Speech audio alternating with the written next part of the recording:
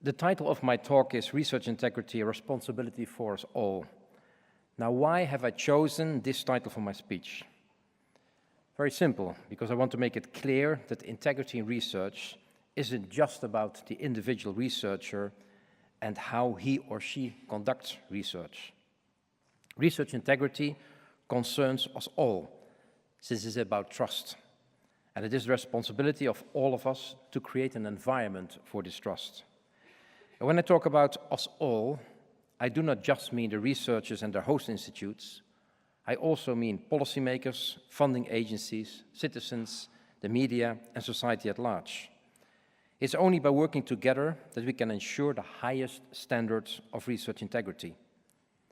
Today, I'm mainly going to talk about what we at the European Commission are doing to support and promote research integrity. But before doing this, the following. We depend on the consent of society to make progress through science. If people believe that science is conducted in an ethical way and that scientists adhere to the highest standards of research integrity, then the system and its stewards are more likely to be trusted. Bad and sloppy science means that trust is lost, and this opens the door to the purveyors of post-truth and alternative facts, who would happily see science presented as just another opinion amongst others. But to remain an authoritative source of knowledge, science must be underpinned by the highest ethical standards. The recent marches for science demonstrate that there is still a large part of society that is ready to stand up for scientific progress and gives us hope that societal trust is not lost. We need to keep the citizen and societal perspective in mind when we design policies to support research integrity. So for researchers, integrity is fundamental. And while there can be no meaningful achievement without integrity, I understand that the drivers can sometimes lead to it being compromised. The pressure on researchers has grown over time. A combination of career insecurity, ambition, and over-reliance on metrics to assess performance and determine funding can lead to undesirable practices. For this reason, we need to review the reward systems and embrace open science.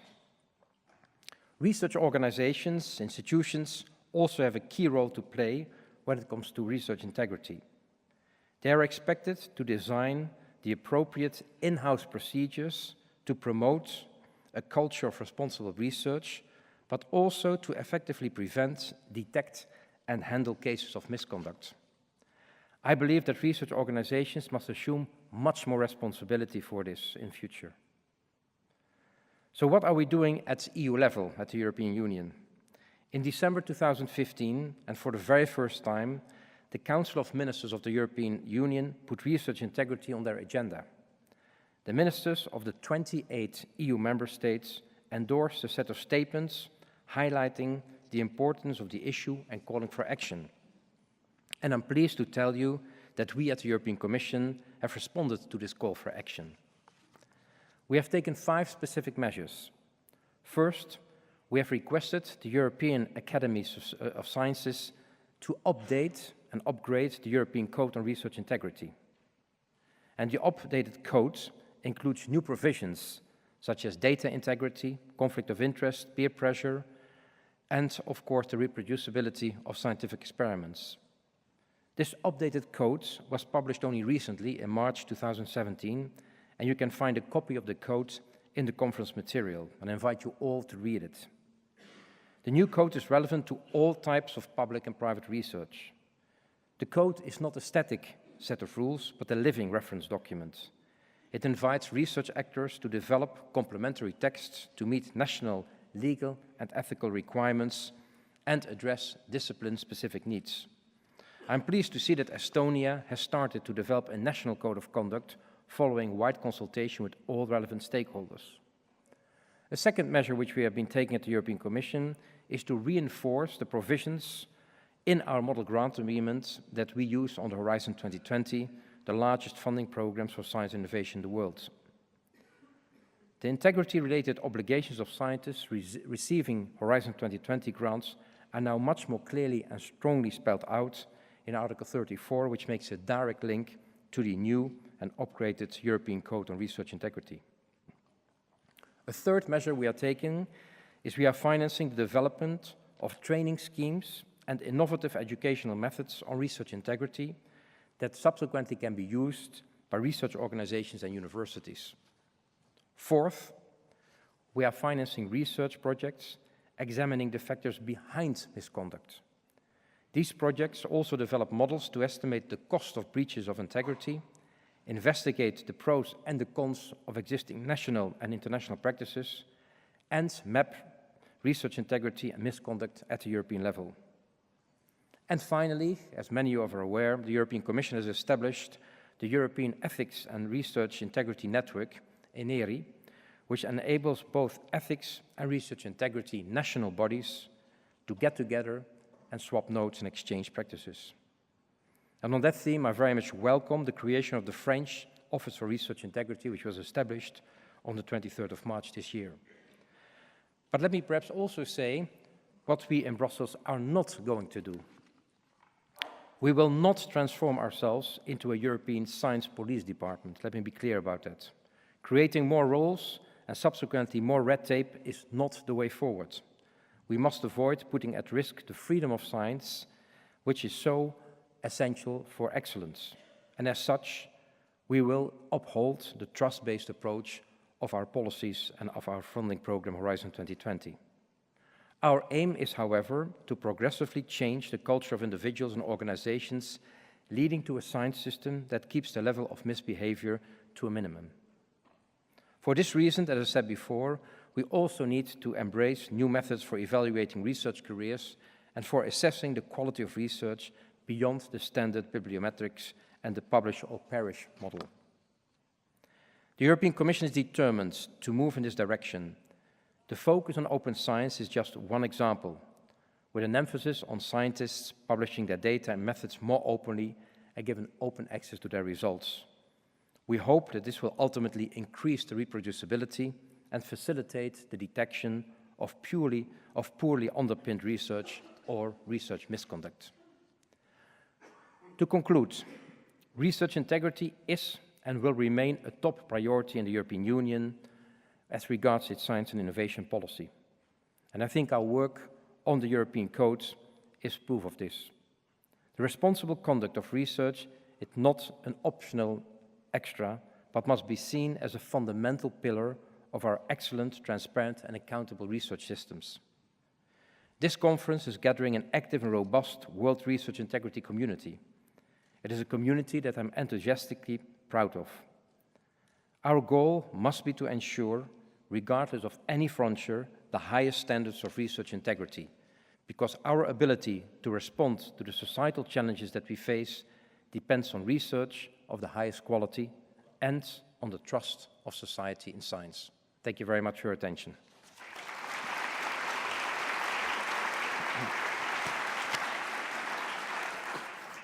Questions?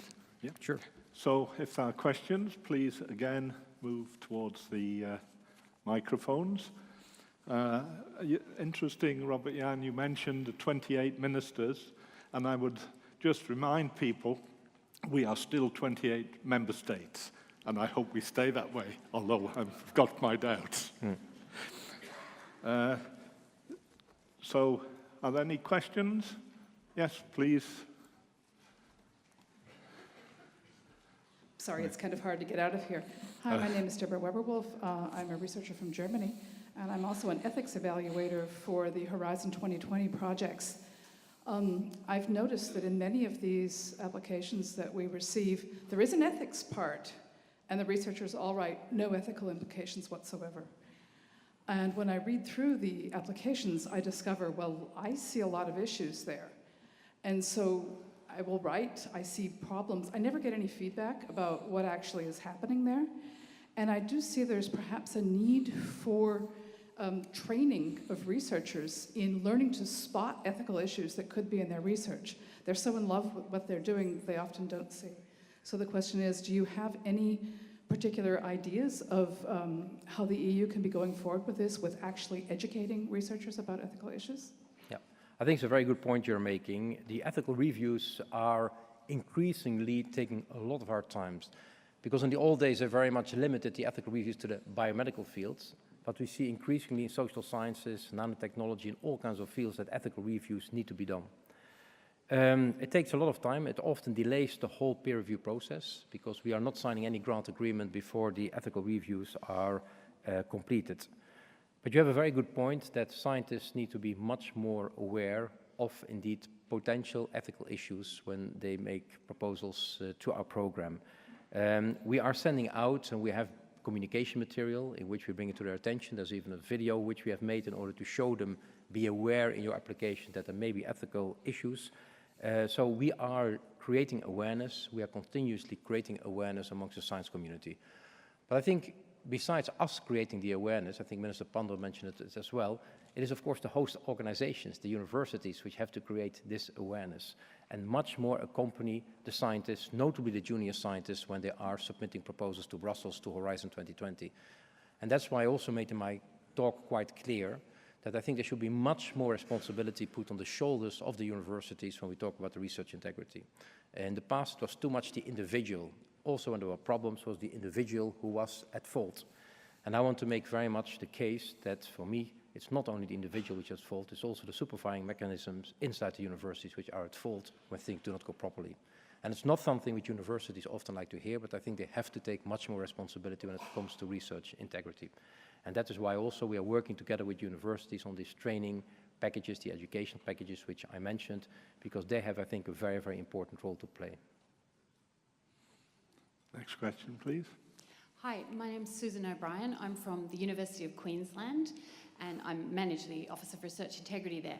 My university has a partnership with the European Consortium as part of the EU 2020 program on responsible research and innovation.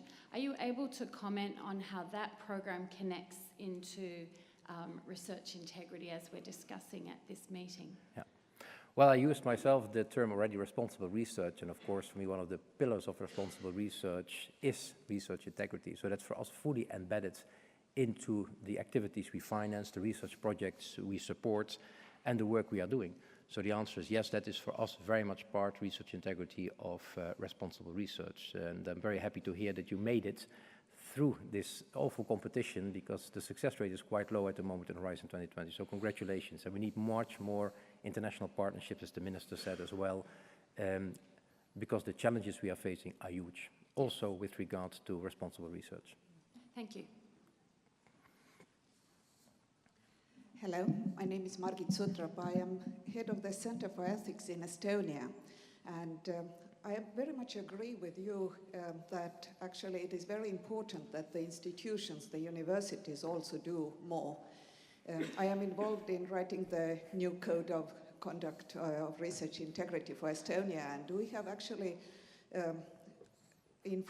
been discussing that there should be more initiatives for the whole Europe, actually to give more advice to the universities how to ensure this culture of integrity, because I don't think it is only the training of single scientists or future scientists. It's also how to actually monitor the practices at the university, how to handle the misconduct cases, and also actually how to support the scientists, because very often they just don't know what they should do. There are gray areas or there are dilemmas, and in these cases actually it's not only training, but I think just to ensure the governance in the universities is very, very important, and many institutions do not know what to do. So my question is actually, do you think European Commission can take more initiative in order just to share good practices, what the institutions can do in order to just promote this culture of research integrity in the institutions? Yeah. Thank you very much.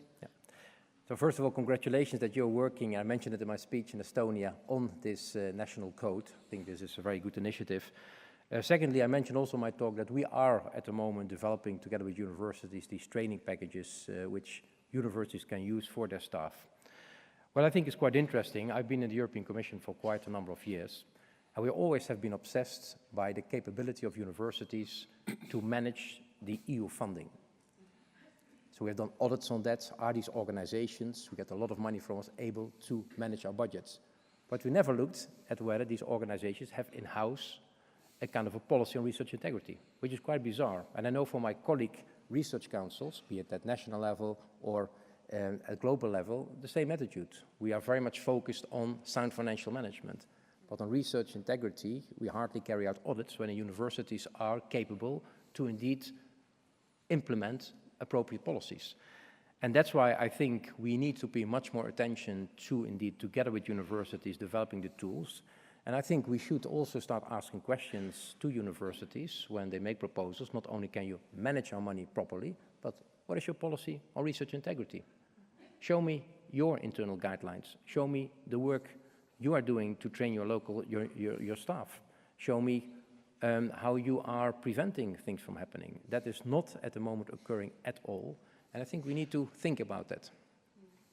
Yeah, thank you very much. If I may add, I think when it comes actually very concretely to the institutions, I see where the problems come is that the institutions have to decide at what level, what kind of action is taken, because there may be just like research departments or rectorate or dean's office or vice deans or leaders of the research groups, and I think there also some advice actually how the good universities have handled it, how they are building up this support system is very important. And I have been involved in ethics reviews at the European Commission since 12 years, and I see that actually I am very glad that now also research integrity becomes part of the ethics process, because previously it was only research ethics, and now I think it is very, very important that also these kind of issues come. So I congratulate you also at this initiative that you have widened your responsibility at the Commission. Thank you.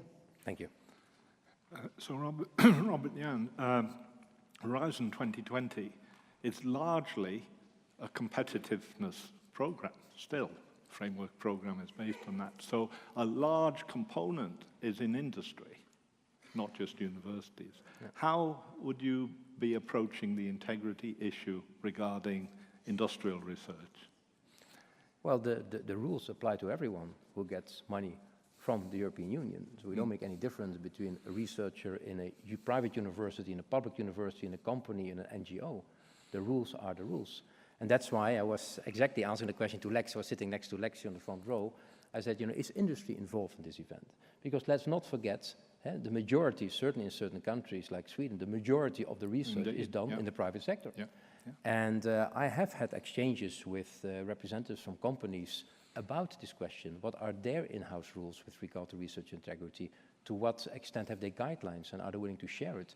And I've had some, I think, very constructive exchanges. And I think also companies increasingly want to show that they are adhering to the highest standards and respecting research integrity. And therefore, I hope that in the next World Congress, there will be many more companies present who are also informing us all about what they are doing. From our side, if you get a grant from the European Union, with regards to research, it doesn't matter whether you are a company or a public university, the rules are the rules and they apply to everyone. Okay, and then a corollary from that, as that is a condition, if there is misconduct, lack of research integrity, will you be seeking repayment? Well, it was an interesting question which was asked to Minister Bussemaker this morning about who is accountable when there is misconduct. And she said, I think absolutely rightly so, it is for the science community between themselves to find solutions. There's also an element, of course, on inappropriate use of public funding. And there are penalties for that. So in our model grant agreement is very clear, if there is not appropriate use of public funding, there are penalties which we will certainly implement. Sanctions, as that's called, and I think that is something only logical. So yes, when there are cases, we hope that the science community can settle it and look into it. The peers will have to deal with it. But when there is a clear abuse of public funds, or the public purse has become the victim of misconduct, I think there should be sanctions, also financial sanctions. It's very simple.